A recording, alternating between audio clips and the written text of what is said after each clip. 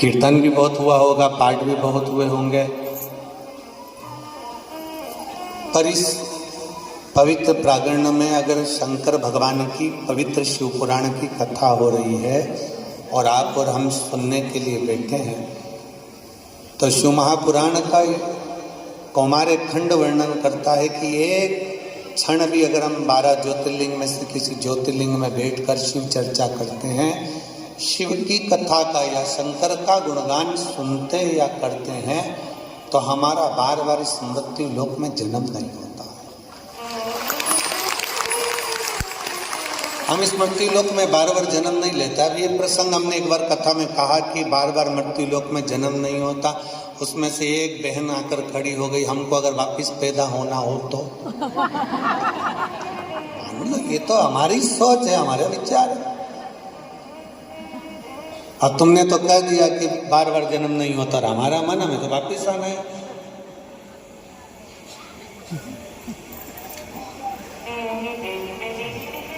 तो शिव महापुराण की कथा कहती है, वहां जाकर जब खड़े हो गए और चित्रगुप्त महाराज और यमराज तुमसे पूछेगा, बोल तेरा क्या होगा रे कालिया,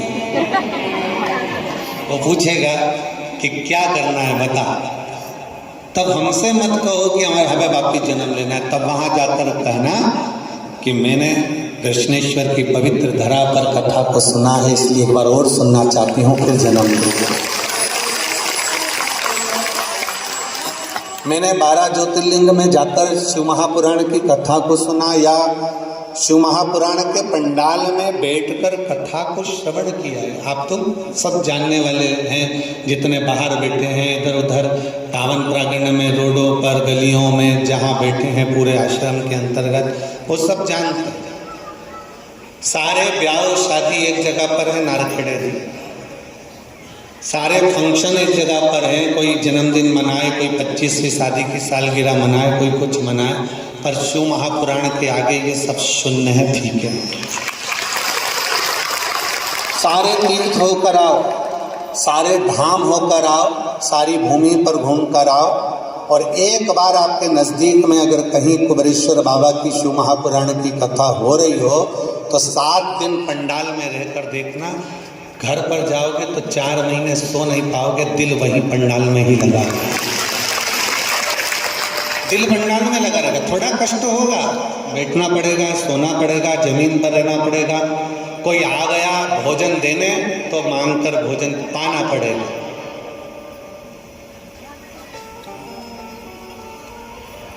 लोग कहते हैं कि ये संत, साधु, महात्मा, जोगी, सन्यासी, तपस्वी, साधक, उपासक कुंभ के मेले में जब एकत्रित होंगे आप और हम सब दर्शन करेंगे, पर हम कहते हैं एक बार कभी मौका लग जाए तो शिव महापुराण के पंडाल में जो शिव भक्त रुकते हैं उनका भी दर्शन करना किसी साधु सन्यासी से कम नहीं।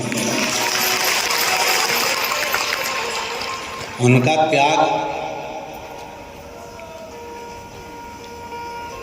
एक संत जैसे अपने पूरी साधना करता है, वैसे ही शिव महापुराण के पंडाल में रहने वाला एक भक्त, चाहे वो महिला हो, चाहे वो पुरुष हो, बच्चे हो, वो भी त्याग कर कर बैठे।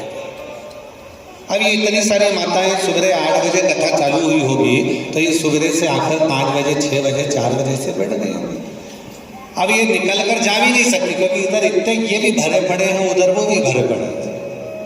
अब इनको मालूम पड़े कहीं जाना है, वाशरूम आदि के लिए भी जाना है, तो भी ये पानी भी उतना ही ग्रहण करती हैं जितना शरीर के लिए जरूरत है। ज़्यादा पिएंगे तो फिर जाना पड़ सकता है, इसलिए जल भी उतना ग्रहण नहीं करते। भोजन भी उतना ही ग्रहण करते हैं जितना शरीर के लिए दम लगा दे, एनर्जी दे दे, थोड़ा बहुत बल दे दे, बस उतना भोजन ग्रहण करते हैं। ज़्यादा कोई दे भी गया तो ये नहीं पाते, रख लेते हैं, बाद में खा लेंगे। कथा 4-5 घंटे का स्मरण करना है, बैठना है, साधना है, और एक जैसा बैठ। अभी हम काशी में थे, तो काशी में स्वामी जी भी थे और विष्णु महाराज जी भी थे। तो महाराज जी वहाँ काशी में लोग कथा सुनते तब बैठ जाते और बाकी के समय उन्होंने अपना बिछाया वापस लेट जाते। हम मंच से नीचे उतरे कि वो पस गए, हम उतरे और वो पस गए, वो सोए। अब कई लोग कहे कि गुरुजी ये कहाँ का तरीका बताओ, इतनी जल्दी होती है सोने वालों को, इतनी जल्दी? बस आप उतरे और ये तुरंत अपना तकिया लगा लोगों के और ओढ़ उड़ा के सो गए। अब ये कोई तरीका?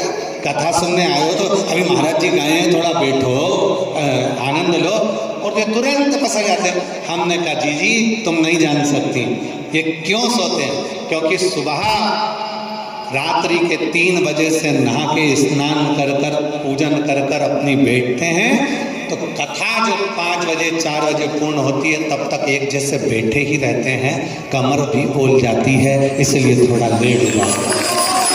उनको मना नहीं है। पूरे कथा के पंडाल में जितने लोग रहते हैं वो ये समझ के देते हैं हमारे बाप की जागीर है। हम 7 दिन यहाँ पर हैं, हमारे बाप की जागीर है, क्योंकि ये जानते हैं शिव महापुराण नहीं, शंकर का एक रूप है और शंकर हमारा बाप है, जहाँ वो बैठा है उसकी जागीर है। और मैंने तेरे ही भरोसे बाबा, तेरे ही भरोसे हवा बिच उड़ती जावांगी, बाबा डोर हत्थों छड़ी ना मैं कटी भोले मैं तेरी, भोले मैं तेरी शंभो मैं तेरी हवा बिच उड़ती जावांगी, बाबा डोर हत्थों छड़ी ना मैं कटी जावांगी। जब तक हमारी डोर हमारे भोलेनाथ के हाथ में है तब तक हम कटने वालों में से नहीं हैं। जब तक हम बाबा की शरणागति में हैं तब तक हम डूबने वाले नहीं हैं। आप इतनी संख्या में जो कथा श्रवण करने के लिए आते हो, शिव कथा श्रवण करते हो, शंकर का गुणगान करते हो, शिवरस तत्व को ग्रहण करते हो, तुम्हारी ये शिव भक्ति खाली नहीं जाए, शिव उपासना खाली नहीं जाए। क्या देती है शिव उपासना? क्या प्रदान करती है शिव उपासना? हम भरे मंच से, बड़ी व्यासपीठ से कहते हैं कि जो 6 महीने से, 1 साल से, 1.5 साल से, 2 साल से, 3 साल से, 4 साल से जो शिव पुराण सुन रहे हैं, हम उनसे भी पूछते हैं कि इसके पहले का समय जब तुम शिव पुराण नहीं सुनते थे, शंकर जी के मंदिर में 1 लोटा जल नहीं चढ़ाते थे, उसके पहले का समय निकालना, मानसिक टेंशन, शारीरिक टेंशन और अन्य चिंताएं, धन से जुड़ी हुई, कमाने से जुड़ी हुई, इनकम से जुड़ी हुई, आए दिन पैसे के लिए घर में क्लेश होता है, विवाद होता है, गरीबी में जिंदगी जी रहे थे, और जिस दिन से तुमने शिव पुराण की कथा सुनना चालू करी है, धीरे धीरे बाबा ने हाथ पकड़कर तुमको आगे बढ़ाना प्रारंभ किया।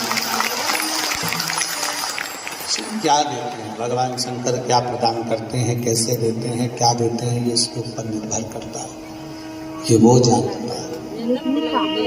क्योंकि खाली ना जाता कोई डर से तुम्हारे, खाली ना जाता कोई डर से तुम्हारे, मैं भी खड़ी हूँ नन्ही बाहें सारे, अपने हृदय से लगा लो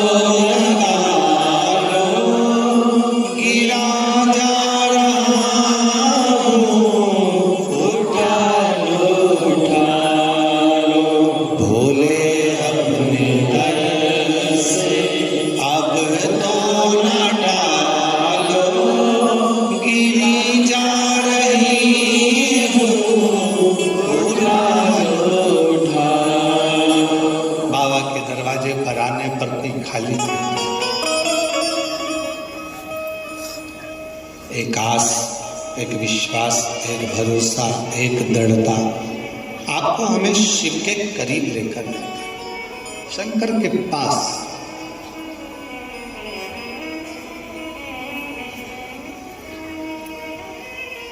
कल हमने शाम को एक बहन जी से पूछा